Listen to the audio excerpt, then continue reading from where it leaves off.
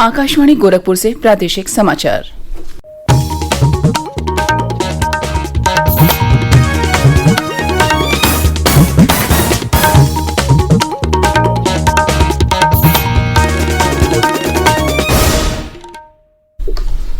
नमस्कार, समाचार बुलेटिन के साथ में शिवानी अरोरा। पहले मुख्य समाचार। प्रधानमंत्री नरेंद्र मोदी ने हर क्षेत्र में वृद्धि और राष्ट्र के विकास के लिए आत्मनिर्भर भारत के महत्व पर दिया बल। प्रधानमंत्री ने मन की बात कार्यक्रम में पोषण अभियान में जन भागीदारी को महत्वपूर्ण बताया। मुख्यमंत्री योगी आदित्यनाथ ने कहा है कि उनकी सरकार कोविड-19 के खिलाफ मजबूती से लड़ रही है लड़ाई और राज्य बेहतर स्थिति में। और देश में कोविड-19 से संक्रमित रोगियों के स्वस्थ होने की दर 76% से अधिक हुई।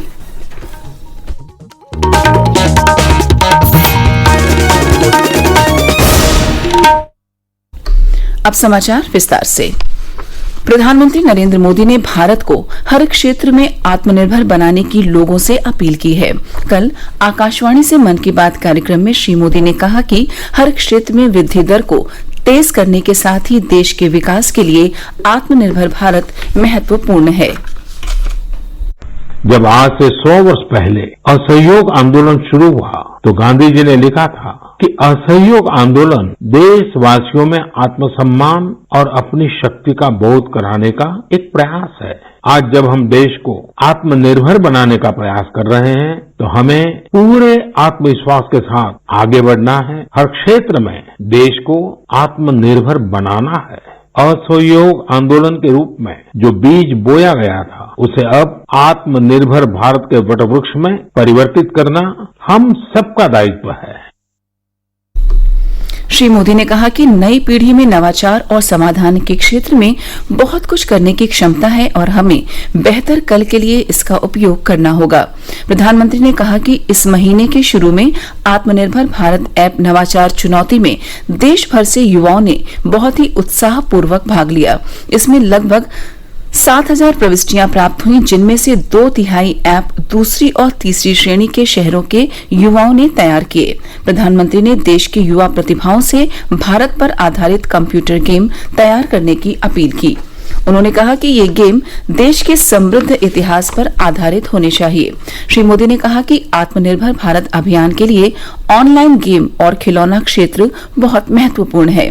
प्रधानमंत्री ने स्टार्टअप कंपनियों से मिलकर काम करने और भारत को खिलौना उत्पादन के प्रमुख देश के रूप में स्थापित करने की अपील की।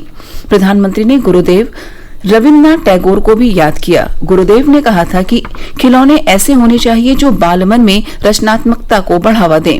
उन्होंने कहा कि राष्ट्रीय शिक्षा नीति में बच्चों के जीवन पर खिलौनों के प्रभाव पर काफी ध्यान दिया गया है। इसमें खेल खेल में सीखने, खिलौना बनाना सीखने और खिलौनों के कारखानों के भ्रमण करने को पाठ्यक्रम का हिस्सा बनाया गया है। प्रधानमंत्री ने कोरोना संकट के दौरान किसानों की भूमिका की सराहना की। हमारे देश में इस बार खरीफ की फसल की बुआई पिछले साल के मुकाबले 7% ज्यादा हुई है। हमारे देश में इस बार खरीफ की फसल की बुआई पिछले साल के मुकाबले 7% ज्यादा हुई है। धान की रुपाई इस बार लगभग 10%, दालें लगभग 5%, मोटे अनाज कोर्स सीरियल्स लगभग 3%, ऑयल सीड्स लगभग 13%, कपास लगभग 3% ज्यादा बोई गई है।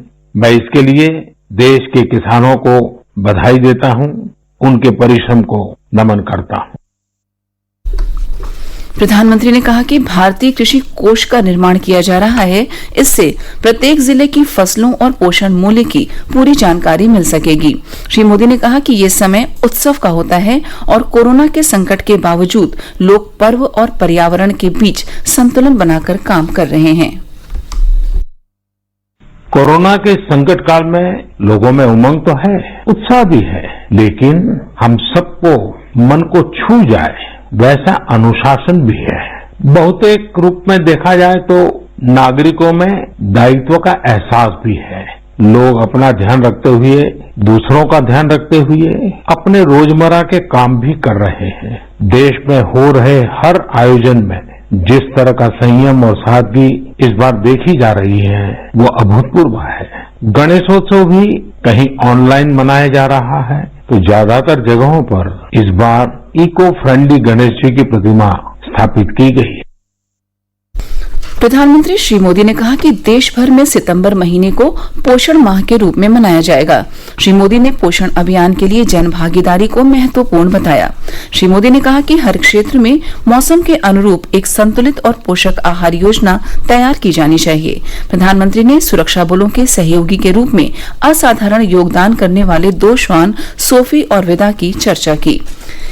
इन दोनों को थल सेना अध्यक्ष ने प्रशस्ति पत्र दिए हैं। प्रधानमंत्री ने कहा है कि भारतीय नस्ल के श्वानों में मुडोल और हिमाचली नस्ल के श्वान बहुत अच्छे होते हैं।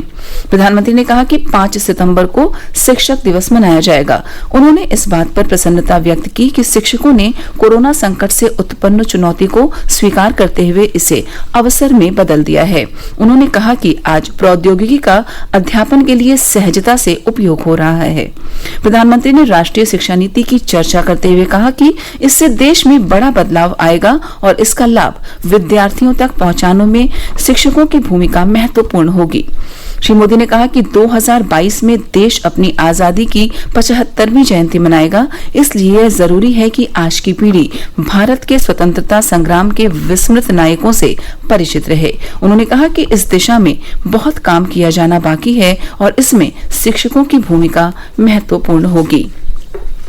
प्रादेशिक समाचार आप आकाशवाणी गोरखपुर से सुन रहे हैं।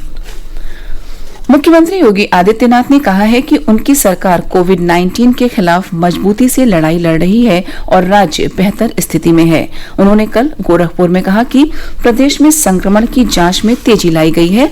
श्री योगी ने कहा कि राज्य में स्वच्छ भारत मिशन और सफाई अभियान के सफल संचालन के कारण दिमागी बुखार तथा जलजनित बीमारियों से होने वाली मौतों में भी कमी आई है। उन्होंने कहा कि प्रदेश में इंसेफेलाइटिस खात्मे की तरफ है। इस बीमारी से मौतों का आंकड़ा 95% कम हो गया है। इसी तरह कोरोना से भी जीतेंगे। श्री योगी ने कहा कि यह प्रधानमंत्री नरेंद्र मोदी के नेतृत्व में शुरू हुए स्वच्छता मिशन और विभागों के समन्वय से संभव हुआ है। उन्होंने कहा कि जब तक कोरोना की वैक्सीन या दवा नहीं आ जाती, तब तक खुद सतर्कता बरतें और दूसरों को जागरूक करते रहें। श्री योगी ने कहा कि कोरोना से जंग में दुनिया के अन्य बड़े देशों की तुलना में हम बेहतर कर रहे हैं। देश में कोविड रोगियों के स्वस्थ होने की दर बढ़कर 76.61% हो गई है। देश में स्वस्थ हुए लोगों की संख्या संक्रमित रोगियों की तुलना में 3.5 गुना हो गई है। देश भर में अब तक कोविड महामारी से स्वस्थ होने वालों की संख्या 27,13,933 हो गई है। देश में कोरोना महामारी से मृत्यु दर में भी लगातार गिरावट आ रही है और दुनिया में न्यूनतम स्तर 1.7% पर है। प्रदेश में कल कोरोना के 6,233 मरीज मिले। अब तक 2,25,632 लोग संक्रमित हो चुके हैं। अपर मुख्य सचिव स्वास्थ्य अमित मोहन प्रसाद ने बताया कि प्रदेश में मृत्यु दर 1.51% है। 1,67,543 मरीज स्वस्थ हो चुके हैं। लोगों के स्वस्थ होने की दर 74.25% है। एक रिपोर्ट हमारे संवाददाता से। 6,233 नए मामले सामने आने के बाद अब राज्य में कुल कोरोना मामलों की संख्या 2,25,632 हो गई है। इधर 67 मौतों को मिलाकर कोरोना से मरने वालों का आंकड़ा 3,423 पहुंच गया। स्वास्थ्य विभाग के अनुसार राज्य में पॉजिटिविटी दर 4.7% है, वहीं रिकवरी रेट 74.25% है। कोविड-19 से होने वाली मृत्यु दर घटकर 1.52% हो गई। सरकारी आंकड़ों के अनुसार राज्य में अब तक 54,90,354 कोरोना टेस्ट हुए हैं। MS यादव, आकाशवाणी समाचार, लखनऊ। आशुरा ए मुहर्रम कल देश भर में श्रद्धा के साथ मनाया गया। इस्लामिक कैलेंडर के इस पहले महीने की 10वीं तारीख को पैगंबर हजरत मोहम्मद के नवासे हजरत इमाम हुसैन और उनके साथियों ने सत्य और न्याय की लड़ाई लड़ते हुए करबला में अपने प्राणों की आहुति दी थी। कोरोना वायरस के खतरे को देखते हुए इस बार ताजियों के जुलूस नहीं निकाले गए। लोगों ने मुहर्रम की रीति रिवाजों को अपने घरों में ही पूरा किया। और अंत में इस बुलेटिन के मुख्य समाचार एक बार फिर। प्रधानमंत्री नरेंद्र मोदी ने हर क्षेत्र में वृद्धि और राष्ट्र के विकास के लिए आत्मनिर्भर भारत के महत्व पर दिया बल। प्रधानमंत्री ने मन की बात कार्यक्रम में पोषण अभियान में जन भागीदारी को महत्वपूर्ण बताया। मुख्यमंत्री योगी आदित्यनाथ ने कहा है कि उनकी सरकार कोविड-19 के खिलाफ मजबूती से लड़ रही है लड़ाई और राज्य बेहतर स्थिति में, और देश में कोविड-19 से संक्रमित रोगियों के स्वस्थ होने की दर 76% से अधिक हुई। इसी के साथ प्रादेशिक समाचार समाप्त हुए। नमस्कार।